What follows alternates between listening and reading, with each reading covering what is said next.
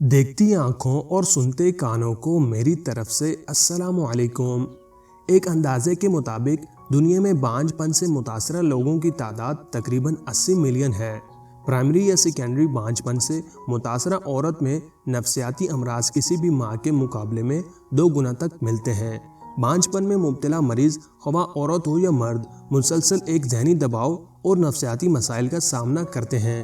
بانجھ پن میں مبتلا کئی لوگ خصوصاً خواتین لوگوں کے سوالوں سے تنگ آ کر تنہا رہنے کو ترجیح دینے لگتی ہیں، جس وجہ سے مزید ذہنی دباؤ میں مبتلا ہوتی ہیں۔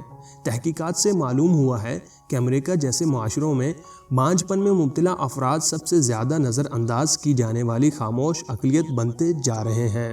WHO کی ایک رپورٹ کے مطابق ترقی پذیر ملکوں میں بانجھ پن میں مبتلا کئی خواتین نفسیاتی مسائل کا سامنا نہ کر سکنے کی وجہ سے خودکشی جیسا اقدام بھی کر بیٹھتی ہیں۔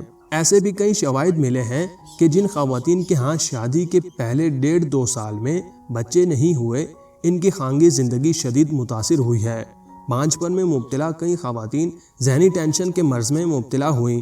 وہ علامتیں جو ڈپریشن میں مبتلا مرد و خواتین میں زیادہ ملتی ہیں درج ذیل ہیں: کام میں دلچسپی کا ختم ہو جانا، نیند میں بے قاعدگی، بھوک میں کمی، وزن میں تبدیلی، قوت میں کمی یا کمزوری محسوس ہونا، عدم توجہی، غائب دماغی خیالات منتشر ہونا، ہر وقت اپنے آپ کو مود الزام ٹھہرانا، زندگی سے بیزاری، خودکشی کے بارے میں سوچنا۔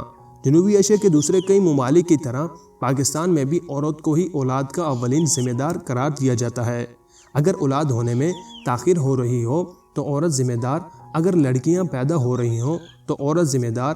ہمارے جیسے معاشروں میں اولاد ہونا، خاص طور پر بیٹا ہونا، ازدواجی رشتے کی مضبوطی کا نہایت اہم ذریعہ سمجھا جاتا ہے۔ خاندان کی وجاہت، کاروبار اور گھر کے مضبوط معاشی معاملات کے لیے بھی اکثر جوڑوں کی خواہش ہوتی ہے کہ بیٹا پیدا ہو۔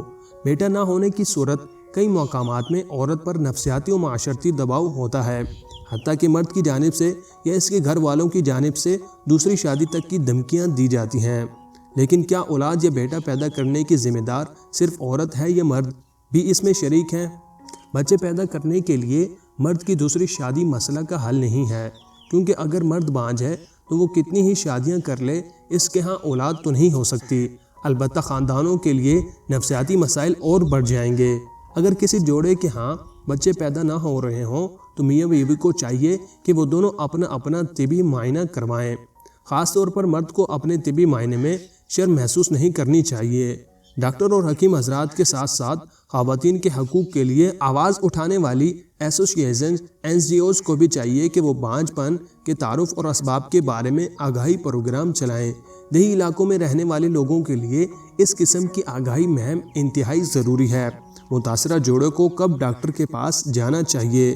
عام طور پر 85% جوڑے 1 سال کے اندر اپنا مقصد حاصل کر لیتے ہیں۔ اگر کوئی جوڑا 1 سال کے بعد بھی اولاد کے مقصد کو حاصل کرنے میں ناکام رہے تو اسے ڈاکٹر سے رجوع کرنا چاہیے۔ اگر شادی کے وقت خاتون کی عمر 35 سال سے زیادہ ہے اور شادی کے 1 سال کے بعد تک حمل نہیں ہوا تو بلا تاخیر اپنے ڈاکٹر سے رجوع کرنا چاہیے۔ ڈاکٹر کے پاس میاں بیوی دونوں کو جانا چاہیے۔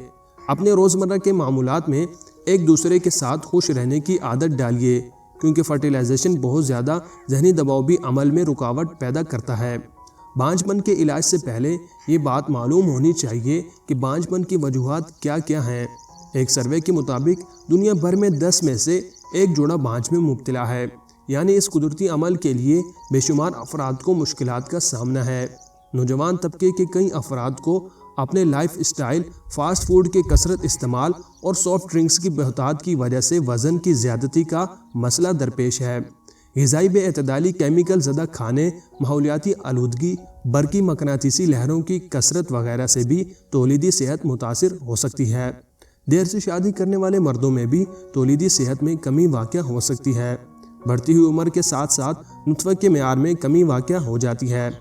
مردانہ یا زنانہ بانجھ پن کا علاج: بعض عام خرابیوں کو دور کر کے بھی شادی شدہ جوڑے اولاد کی خوشیاں حاصل کر سکتے ہیں۔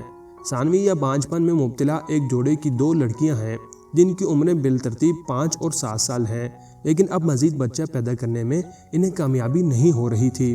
خاتون نے بتایا کہ ہم مزید اولاد کی خواہش مند ہیں، لیکن کامیابی نہیں ہو رہی۔ میں نے ان کو چند لیب ٹیسٹ کا مشورہ دیا۔ ٹیسٹوں میں چند چھوٹی چھوٹی خرابیاں آئی تھیں، ان کے لیے میں نے پرہیز اور احتیاط کے ساتھ ساتھ ایک سادہ سا نسخہ بھی تحریر کر دیا۔ تقریباً 2 مہینہ علاج کے بعد کی گئی پریگننسی رپورٹ پازیٹیو آ گئی۔ الحمدللہ اس کیس کا حوالہ دینے کا مقصد یہ بتانا ہے کہ کئی جوڑوں میں بعض چھوٹے چھوٹے پرابلمز ہوتے ہیں، لیکن ان کا درست علاج نہ کروانے سے ایسے جوڑے اپنے مقصد کو پانے میں ناکام رہتے ہیں۔ امید کرتے ہیں کہ یہ چھوٹی سی کاوش آپ لوگوں کو پسند آئی ہوگی۔